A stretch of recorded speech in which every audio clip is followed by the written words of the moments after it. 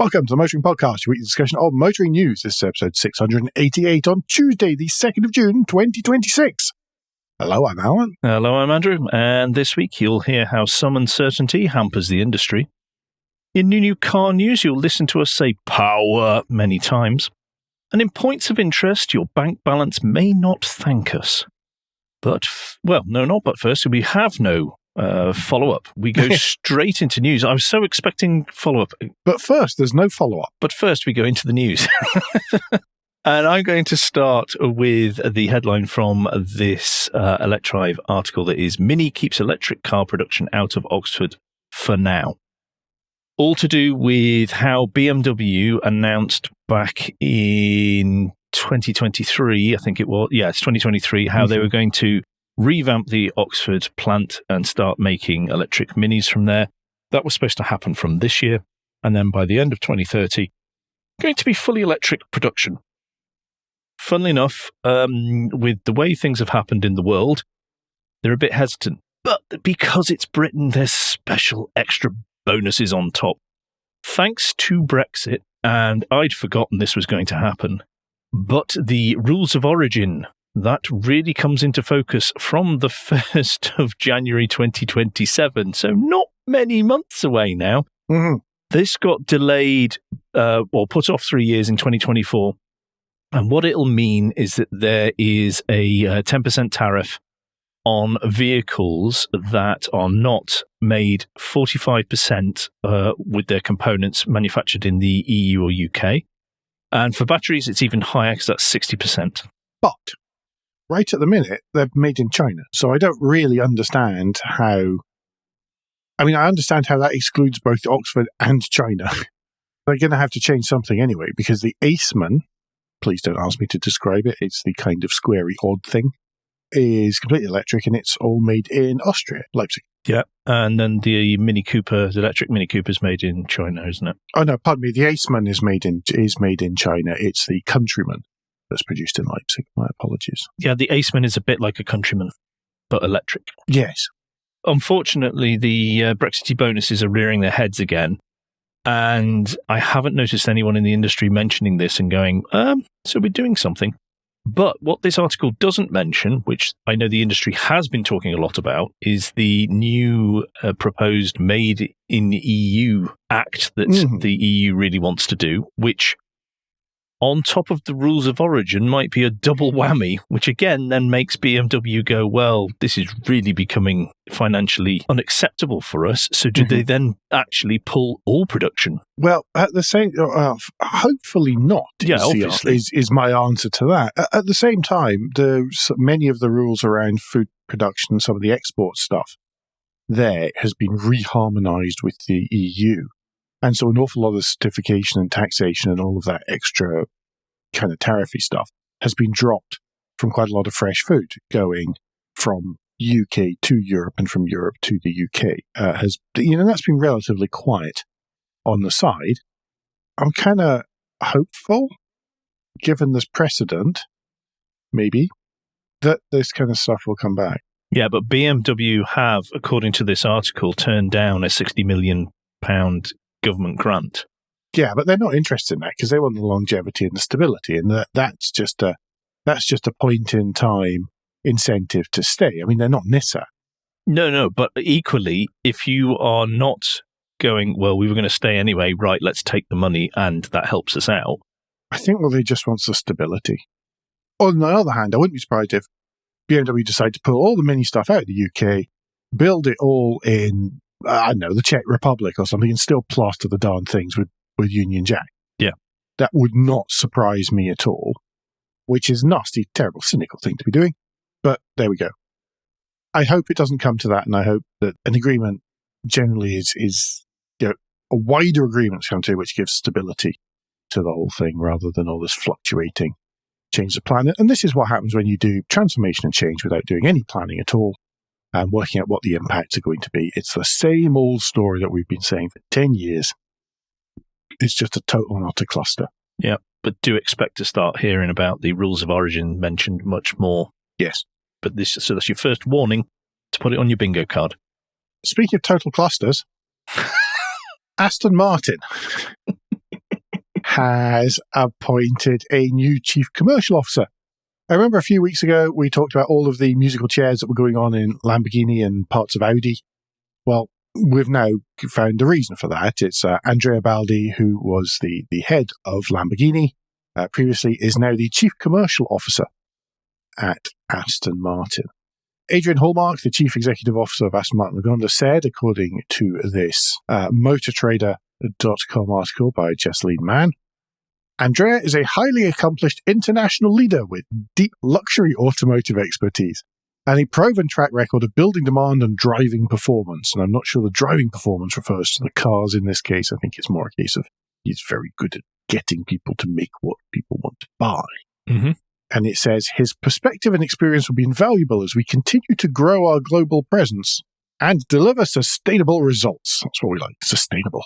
I think Aston Martin would almost kill for sustainable results. I think they would kill for global presence and sustainable results right at the moment, yes, having asked for money eight times recently. Yes. Baldi, I mean, I'm sure he will be a beneficiary of some of that last set of money. He's 25 years in the automotive industry, 10 at Ducati, and then 15 at Lamborghini, where he held a number of senior leadership roles. He's going to be shaping Aston Martin's commercial direction, as I said, enhancing market presence and driving that sustainable growth. Good luck. Yeah, exactly. Good luck. It's a tough old marketplace for that. Yeah. Okay, some good news. We didn't spot this last week when we were discussing about what the government are doing to help out the beleaguered motorist. Thanks to the rocketing price rise of fuel, the government has announced that if you use your car for work and you claim via the mileage scheme at work, then the tax relief amount has gone up 10p to 55p per mile for the first 10,000 miles in the tax year. Mm-hmm. It's been 45p a mile since 2011, so it's well it's due. the first time in 15 years. It's well due, and it's backdated to the start of April 2026, which is for most companies the start of the financial year. This is important not just for Ponzi consultants driving to and from client sites, but also for all sorts of folk, people who drive for work. So your every delivery driver, if you get home care, if someone's receiving home care, then the people using their own vehicles to go out and deliver that, they can all claim back now at 55 pence per mile instead of 45p a mile. That's a good thing, helping offset the rising costs of insurance and fuel. Yep. But it's only the up to 10,000 mile rate, by the way. The others remain the same after that. Just to be aware. Yes. Do you want to take us on to Toyota? Well, Toyota, according to a number of things, but there's also an ElecDrive article that will be linked in the show notes. They've been reported to have paused plans for an electric Lexus saloon. There was going to be a new flagship Lexus saloon that was going to replace the LS in the range, and it was going to be electric only rather than hybrid or V8 as the LS has been since the dawn of time. Now, lots of people say, well, look at this, it's Toyota not doing EVs anymore, death knell of EVs, American market, etc., etc., etc. But the more you read into this, the more you realize there's an awful lot that could go wrong in here, and that it's quite possible that the actual fact that it is electric is not the issue in this. This saloon was meant to, let's begin at the beginning, it was meant to use a new gigacasting process to cast large chunks of the underneath and the subframe and all of that kind of thing. And that whole new process, whole new development for that. As a result of this and this new way of building cars, then there was a whole system around how this new factory was going to work, to add flexibility, to accommodate the way that these cars were going to be built instead. Then we come to the battery technology, which it's been highly inferred that it was meant to be the vehicle that first got the solid-state batteries, which have already been pushed back from this year into next year, is it? Next year, 2028? Late 2026, pushed back to market introduction to mid-2027. Yes.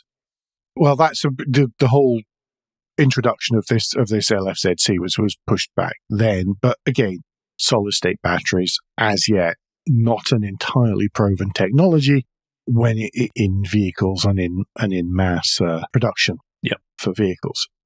Let's be clear here that the fact that this is being pushed back is not necessarily because Lexus doesn't see that there is space in the market for a large electric saloon car.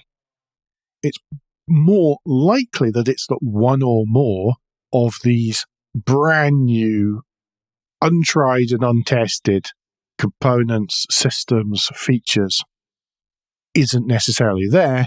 And if more than one of them is a little bit off, the chances are that everything could become a total and utter cluster. And Lexus aren't really up for just sticking it together in a tent out the back. It's not really the way that they work, whilst other EV manufacturers might. You can see why they've paused, if not waited on this, while still saying, no, we're still developing these things. Quite possible that this will make a reappearance, or something similar will make a reappearance, if and when these systems are proven to work.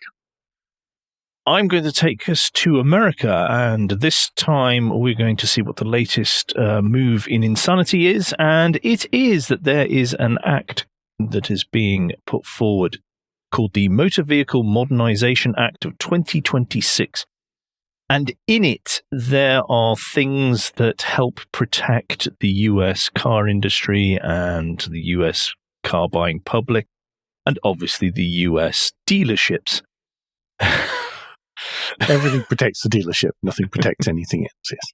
Well, what's happened is through this legislation, and this is in the Autopian that is discussing a CNBC report that states that Mercedes-Benz, if this market comes into being and is read in the way that it looks like it has been apparently written, then they would be kicked out of the US sales market because they have their majority or their largest shareholders are from China. And the Chinese government is a foreign, a foreign adversary government. Yes. This is a tricky one, because this is really the bill that's meant to keep Chinese manufacturers out of the US. For some reason, by the way, Volvo already has an exception here. They're accepted on the Connected Vehicle Security Act. Ah, that's the one. But that's also got the same wording in there, where it's all about you can't have foreign adversary government companies putting technology in. But they get through that because Volvo runs on all the Google stuff. We guess. Yes. Well, certainly the front end is all is Google based. Yes, that's why we assume that they get round that. Because, of course, the main shareholder in Geely is the same guy who's got all the shares in Mercedes. One of the challenges with Mercedes, by the way, is that they have two Chinese shareholding groups. One is the aforementioned Li Shufu, who founded Geely. The other one is the Chinese automaker BAIC, which is majority Chinese government owned. The challenge is that whilst either of those groups is below the threshold, when you add them both together, they're above the threshold that's in this draft bill. Andrew and I have a couple of competing theories on this. They could actually be working together. Which could be working together, it could be a bit of both. Mine, because I'm an optimist, and I believe, and I generally believe that people and organizations are incompetent before they're actually evil, is that nobody realized this when they were drafting it, and now Mercedes-Benz is caught in the crossfire. Andrew, you are a nasty, evil cynic. Go on and put your theories forward. Don't know if everybody remembers, but there was a story a few months back, and we covered it on the show, where it came out that the American government tried to, when there was the whole tariffs on European cars, and that whole fight started when the first salvos of tariffs happened, that the American government tried to lure Mercedes and tell them or ask them to set up their new global headquarters in America, to which Mercedes went, 9. And but we know that this current government are really, really good at holding on a grudge when they are told no. in any way, and they wait, and then they will find a way to get back. My theory is that they did know, and they're going, ha-ha, we don't care, because the government also doesn't care how many people in the country will lose their jobs if this happens.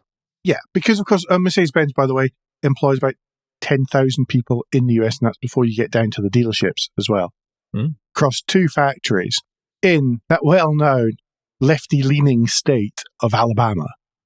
They have significant investment in the US, significant investment in Republican states in the US. And then, of course, you've got all the dealers who are the ones who have been doing some significant bankrolling of various Republican campaigns.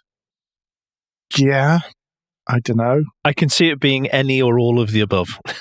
Yeah, depending on who it is that's making the decision or who last spoke to the president or whatever. But it's, what a nasty mess.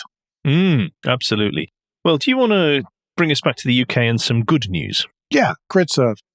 GRIDSERVE has opened a new electric super hub. Their inverted commas, not mine.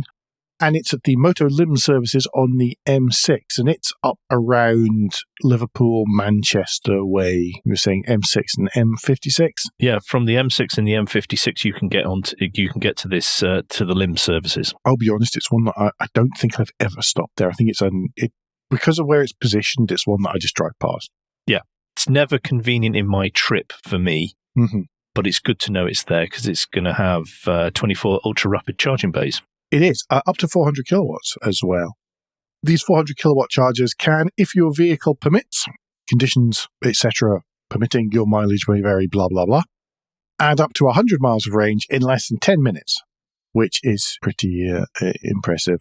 There are other chargers there already. There's 6 existing fast chargers, and they'll support CCS CHAdeMO as well.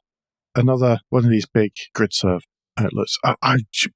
I mean, do you remember when we did Charging Around Britain, the whole idea of trying to charge at a motorway services 9 years ago was just, let's not do it. It's just not worth it. Well, that was the hardest thing at the end was after you dropped me off, you trying to get home. Yeah, and that was down to charger availability. And bearing in mind, at the end of day one, we turned up at a location that didn't have a charger that we thought it did. Yeah.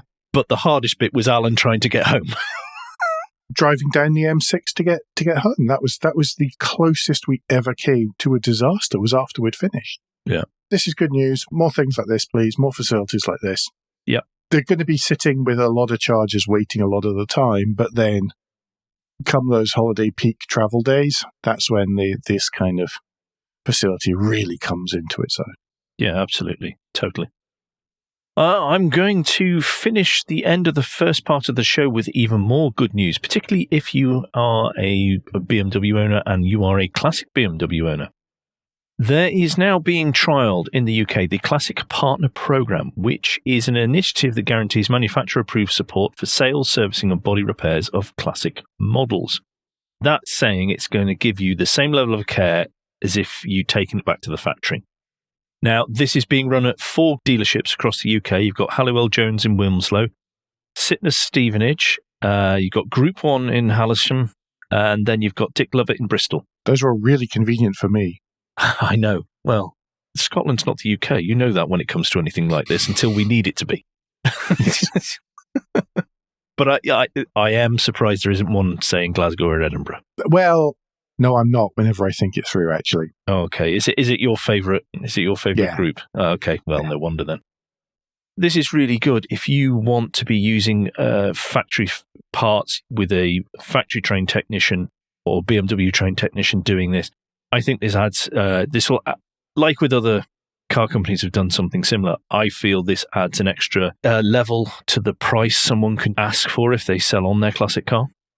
But the fact that they're going to be selling classic cars as well is interesting. Yes. That's going to be interesting because that you would hope that adds a level of confidence for the buyer. Oh, absolutely. Well, I saw, you remember, I saw around some of the Porsche facility in Atlanta.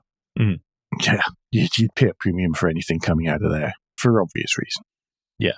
Stuff either goes there or Stuttgart. That's it. They're the only 2 in the world. Very cool.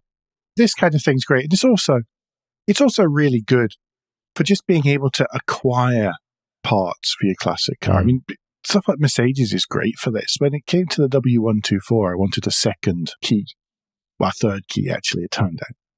A second key for it. And I was actually cheaper and easier going to Mercedes-Benz in Northampton and ordering a genuine Mercedes-Benz key from there than I would have been just going around to Timpson. And I ended up with a genuine Mercedes-Benz key cut in Germany and shipped to Northampton for me. I think a lot of us forget, because it's like you found with your Lexus when you went to your local dealer and wanted to get a service and stuff, or you wanted some parts, servicing parts. And there were ways and means that it is actually better to go to the main dealer than it is to try and work your way around it. But the problem is you need the ability to do the research and have the luxury to do the research. But even then, there's other silly stuff. Like I was chatting to the performance guy at the Toyota dealership, the guy that deals with all the GR stuff.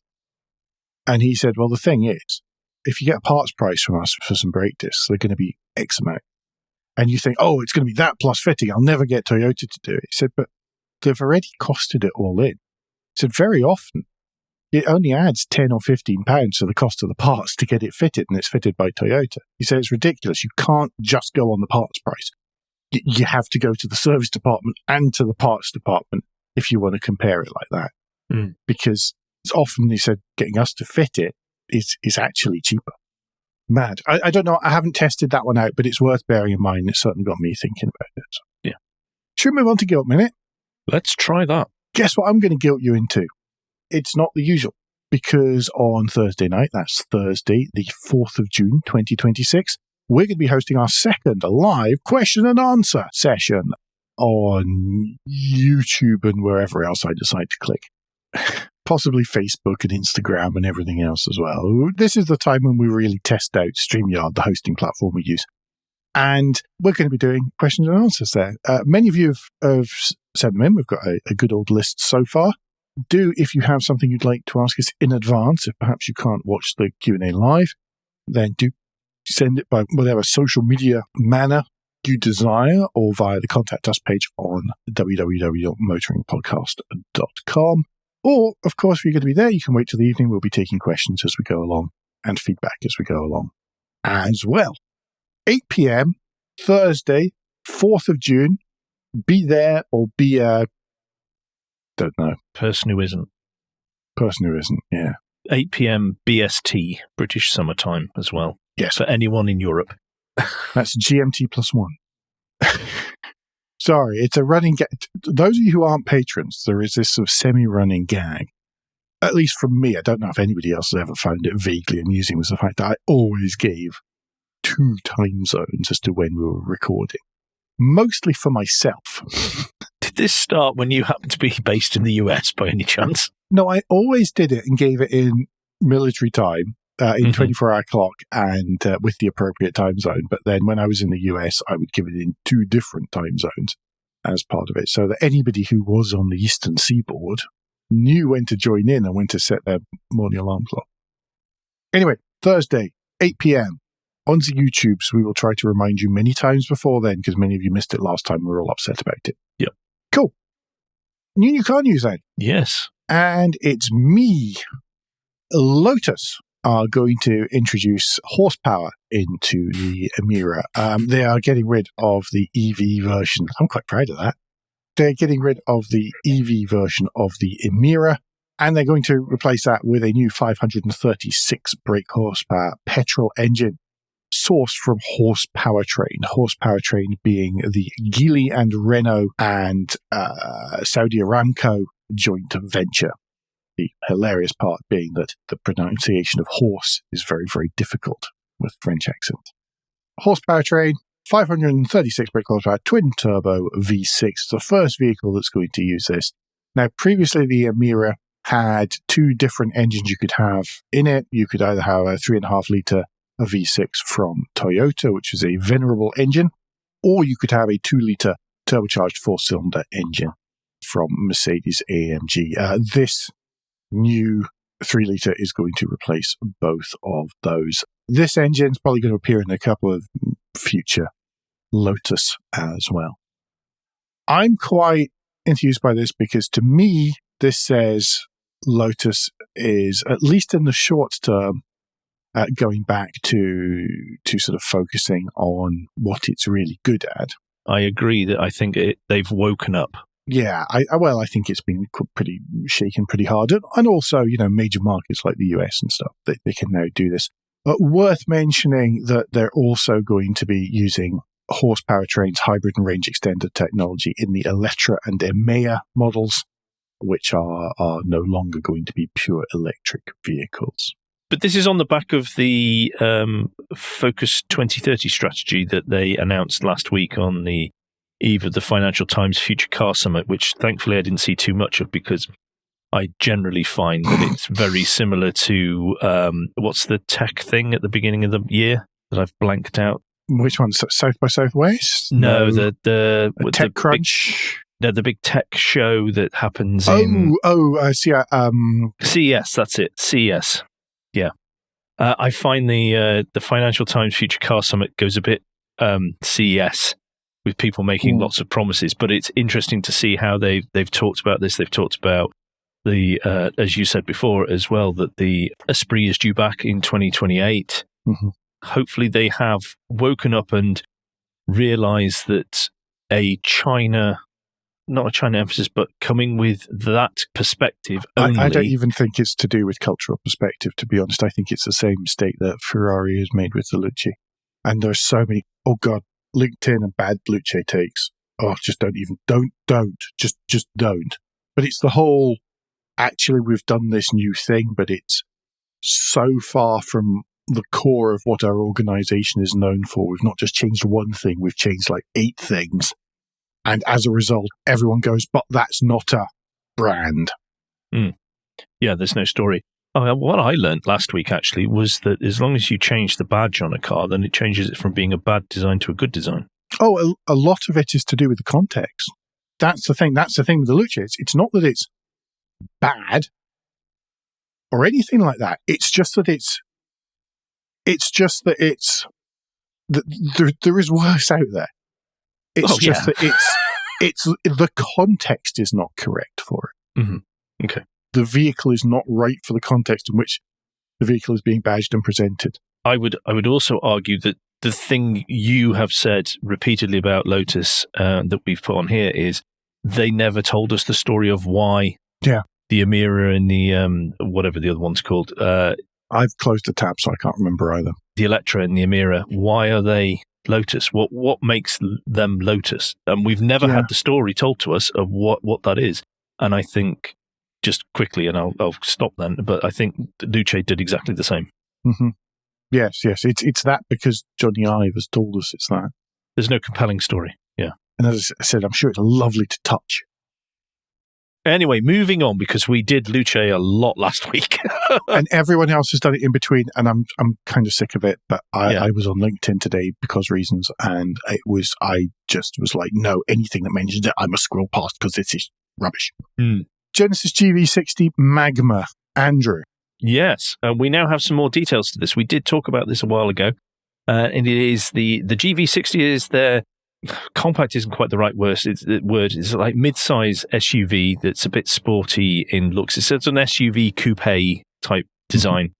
The inside of it's very lovely. I mean, it's got it's got a wonderful crystal ball. It's got great big balls. Crystal ball is the drive selector. But the price is going to start from £76,000. It is going to be able to have 641 brake horsepower. That's 583 pound-foot of torque from the twin motors. That means you will get from 0 to 62 if conditions and the road allows when it comes to speed limits in 3.4 seconds.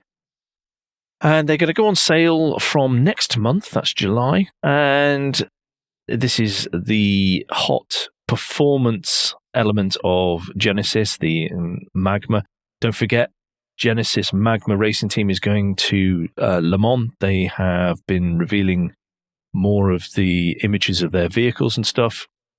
And also that I think they're going to be at Le Mans this year. Just this season, they are dropping into certain races to test and get data from. I think it's next season that they are in the full World Endurance Championship. And I can't remember if they're in IMSA or not. But anyway, it's really exciting watching it. It's got the same underpinnings as the Ioniq 5N and the Kia EV6 GT. Obviously, it's a bit more plush on the insides because it's Genesis. They hope it's going to compete with the Polestar 4 Performance, the iX-M60 from BMW, and the Porsche Macan Electric. We saw one at SMMT. I didn't drive it. Looked striking. The orange looks amazing. It looks so much nicer in real life than it does in the photos that are accompanying this article. Yeah, whether it was overcast or whether it was sunny, I still thought it looked great as well. It's going to have a range of up to 311 miles as well from the 84 kilowatt-hour battery. Mm-hmm. Very cool. Yep. The interior looks good as well. Now, Alan, I've picked a resto mod for us to round out on because honestly, I wanted... After last week, I needed a palate cleanser where there was cars that were remotely good looking. This is not it. Well, the base car is good looking. Yeah. If you want... Okay. So, yes, now we're going to talk about the Ferrari F355 resto mod by Evoluto. And I like the Ferrari F355. I think it's a really nice looking car.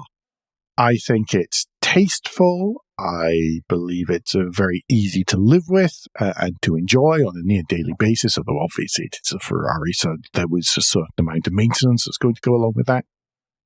And it's classy, and it shows that you are a person of taste who wants a Ferrari because it's a Ferrari, and because you might want to drive it, and not because it's going to look good outside the casino.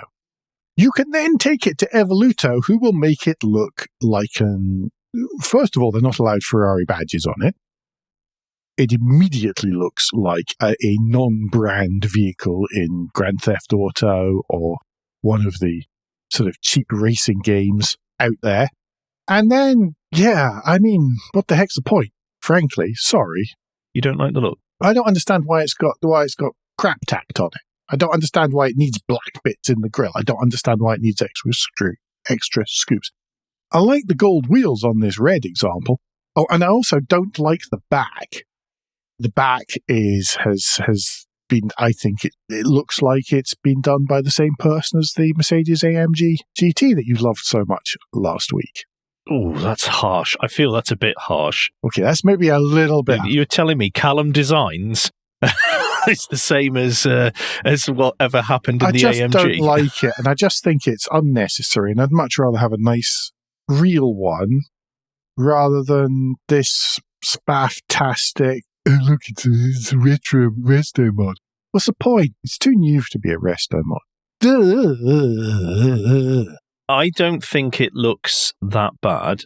However, I agree with you that I feel the F355 seems a little young to be resto modded at this point. It's more modified rather than resto mod at that point. It says there are now more hints of 288 GTO. So what? It's a 355. If you want hints of 288 GTO, buy a 288 GTO, because clearly you've already got too much money. No, I'm doing an Andrew on this one. I don't like it, therefore it's rubbish. And that's not my first choice of words. Well, there is a Hagerty article linked in the show notes here where you can make up your own mind, including a video where Henry Catchpole takes it for a drive. Have a look, see what you think. Let us know whether you think this is unnecessary, if we're going to be polite, or whether you think it's okay. I can almost predict that I am largely in the same ballpark as the majority of our listeners. Oh, wow. Look at the ego. It's not ego. It's just they're a bunch of curmudgeonly old sods as well, and I wouldn't have it any other way. That's why they listen. Can we talk about something really nice now, please? We're going to start with a lunchtime read, also from Hagerty. And this is titled The Genius of Bruno Sacco. You can see where this is going. And yes, it's a wonderfully well written. Anyone who's listened to us for any length of time know that we are both quite fond of a certain Mercedes that begins with W. That really doesn't narrow it down. Any saloon Mercedes, everyone. But yeah, the 124s are really what you're talking about. The W124s in particular, through personal experiences. One of the great quotes in here, or one of the bits talking about SACCO, is how he was such a fan of timeless styling. Mm-hmm. And the quote is, "A Mercedes must look good even when it's old." And you've got to say, really, I think he's nailed that. Mm-hmm. So do have a click on the link in the show notes. Have a read through. It goes through a little bit of his history and stuff, and then you get a reminder of why Mercedes from a certain era just look as good as they do. Yes, absolutely. My dad, we had a W201, which is a 190E as well, just to bring it back to Mercedes. Yeah, somebody local's got a 190. It was nice, but it was no W124. No. But I can see why you'd choose one over the other. Anyway, list of the week this week. This is a cracker from Classic and Sports Car. It is 120 years of Lancia. 2026 marks the 120th anniversary of Lancia, which of course is named after engineer and racing driver Vincenzo Lancia, who along with his friend and fellow ex-Fiat employee Claudio Fogolin created their new business on the 27th of November 1906. There is a list of 25 or so. There's 28 slides. Well, there's 28 slides, so it's a list of 27, I think, here of the greatest of Lancias. Some of them really important first cars with four-wheel braking, I believe. Something like that for one of them. And monocoques and all sorts of other great stuff from some of the cars on the list. But Andrew, which one have you chosen? I'm asking the ladies and gentlemen to move to slide 13, which is the Lancia Flaminia. Okay. From 1957. The picture itself, the front end of this just looks absolutely gorgeous. Also, just looks amazing. It was prefigured by the Florida concept, which was shown at the Turin 2 years earlier. But then they had a rear transaxle and a V6 motor with initially 2.5 litres and then went up to 2.8 in 62. Again, just showing how they're pushing on with the technological leaps, which we know the Italian car industry did. Yes. They did this so well. They pushed so many boundaries. Other countries did it as well, but they pushed so many boundaries. And it's a little bit of a reminder. We got, or the internet got cross about the Luce and they got cross about the AMG.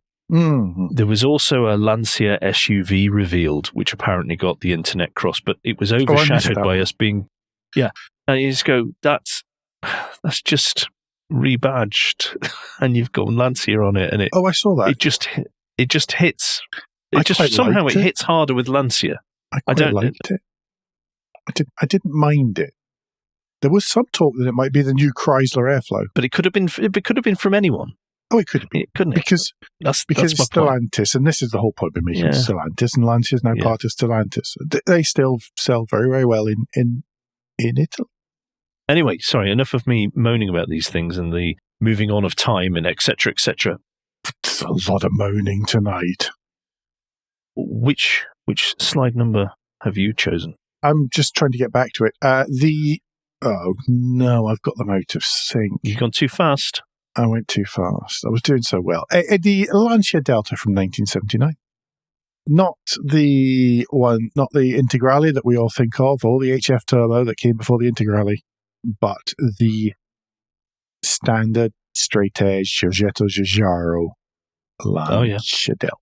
On Steely's, by the look of it in the picture. And that one is on Steely's. It was also sold as the Lancia Saab 600 in some of the Nordic countries. There's your fun, useless fact that I'm sure our listening about. Friends of my parents had many Lancia Delta, many Lancias, but I seem to remember them always having many Lancia Deltas, and despite being quite new, they still had trouble starting in the cult. Oh. I remember, my dad towing one around with his 3 Series to try and get it to start. But they were very cool. They've got such nice seats, and they've just look so good, and there's so many lovely things about them. I just think Scotland was the wrong place for one. Yes. Really, lovely cars. And when you see them in their sort of they're sort of all without all the lumps added. You can see just what a nicely proportioned little car it is. Lovely thing. Really like that. Yep. Really good list. Do check it out. Link in the show notes as ever. That means it is and finally time. Now, I said in the introduction that there was something that your bank balance may not thank us for, and it is the fact that Hot Wheels is now challenging Lego with the Mattel Brick Shop. They have 7 classic cars that you can buy and build where there are specific bricks to build cars. You know, if you know, like the Lego Speed Companion thing. Which I don't like. Sorry. So the whole thing here is that all of the patents for bricks that click together in a certain manner have all now expired. So Lego people are not infringing on Lego's IP by making click-together bricks anymore. And as a result, they all want a little bit of the click-together brick market, which Lego has really cornered. But one of the things that I've always liked about Lego is you can use your imagination, and it was very much the same set of bricks that you used for everything. And so I don't like it when they go out and have special bricks for special models. Or too many. I know occasionally you have to do it. It feels a little bit like, why don't you go and buy a model and like an Airfix or something? Well, that's it. I feel that these are cheating. They're like lazy click-together Airfix style kits. But, they're very cool if you want them. If you are into this stuff and ignore our grumpiness, then they have got vehicles from Lamborghini, Audi, Toyota, Aston Martin, and Chevrolet. They have the Premium, Elite, and Speed series building. I've just said all that, but I've clicked through and I've seen the Mark IV Super, and it's really cool. I quite like it. It made me want one. But I also seem to think it looks really good. I mean, it's not pretending to be Lego, and I'm sure there'll be some interoperability, but it's kind of a cool car model, I suppose. So I get it. I know I'm a purist and a nerd, and some of them are, I would say, better than others here. But that Super is kind of cool. $21.59 plus tax in the US. I wonder what that's going to be here. 25, 30 quid. I had a quick look out today just to make sure that it was available over here. Otherwise, that feels like a, hey, here's this thing you can't have. Haha. Yeah, we try to do too and much. they're about 40 odd quid to 50 quid on Amazon. Okay, well, fair enough. But then you look at the Lego versions. Some of the Lego versions can be spicy. Yeah, exactly. I'm off looking for that Super already. Which I shouldn't be doing. I should be trying to make sure that we finish out the show before I go and do that. Parish notes, again, another reminder, Thursday, 4th of June, 8 p.m. British summertime. We will be on YouTube. I will set up the stream pretty soon so that you can all see that and get reminders and all that kind of thing that appears in your YouTubes, because of course you all subscribe to us on YouTube. Yeah, don't forget to like and subscribe. Click the bell to be notified of any new uploads, or all of that kind of good thing. Otherwise, I think that's us, isn't it? Yeah, I think so. Yep. I think so. Okay. Don't forget, between now and next week, you can give us all your feedback and share your thoughts with the show at motoringpodcast.com on Blue Sky, at motoringpodcast on Instagram and Facebook, and on the contact page of www.motoringpodcast.com, the hub of all our activities. Andrew, what's the best way to get in touch with you? Best way to get in touch with me is if you search for Crack Windscreen on Blue Sky or under my full name on LinkedIn. And Alan, if people would like to get in touch with you personally, what is the best way for them to do that? The best way is probably Blue Sky, where I'm at AJP Bradley. That's BradleyY.bsky.social. I'm on LinkedIn as well. More fool me. We'll be back very soon. Until then, I've been Alan Bradley. I've been Andrew Clues. And safe motoring.